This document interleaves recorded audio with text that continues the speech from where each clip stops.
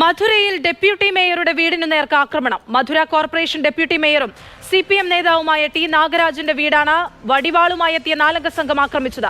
വീടിന്റെ വാതിൽ തകർത്ത സംഘം വീട്ടിൽ നിർത്തിയിട്ടിരുന്ന 2 ഇരുചക്ര വാഹനങ്ങളും നശിപ്പിച്ചു. ചൊവ്വാഴ്ച വൈകിട്ട് 7 മണിയോടെയായിരുന്നു സംഭവം. അരിവാളും കത്തിയുമായി എത്തിയ 4 സംഘം മധുരൈ കോർപ്പറേഷൻ ഡെപ്യൂട്ടി മേയറായ നാഗരാജിന്റെ വീട്ടിലേക്ക് അതിക്രമിച്ച് കടക്കുകയായിരുന്നു. ഈ സമയം നാഗരാജും ഭാര്യയും മാത്രമേ വീട്ടിലുണ്ടായിരുന്നുള്ളൂ. തുടർന്ന് അക്രമി സംഘം മുൻവശത്തെ ഇരുമ്പ് ഗേറ്റ് ആയുധങ്ങൾ ഉപയോഗിച്ച് തകർത്തു. പിന്നീട് വീടിന് പുറത്തു നിന്നിരുന്ന ബുള്ളറ്റ് ഉൾപ്പെടെയുള്ള 2 ഇരുചക്ര വാഹനങ്ങൾ നശിപ്പിക്കുകയും എതിർവശത്തുള്ള ഓഫീസിന്റെ വാതിൽ തകർക്കുകയും ചെയ്തു. ശബ്ദം കേട്ട ആളുകൾ ഓടിക്കൂടിയപ്പോഴേക്കും അക്രമി സംഘം സ്ഥലത്തു നിന്ന് രക്ഷപ്പെട്ടിരുന്നു.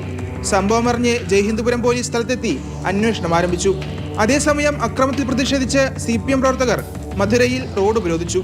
അക്രമി സംഘത്തിനെതിരെ കർശന നടപടി സ്വീകരിക്കുമെന്ന് മധുരൈ പോലീസ് വ്യക്തമാക്കി. മാതൃഭൂമി ന്യൂസ്, ചെന്നൈ.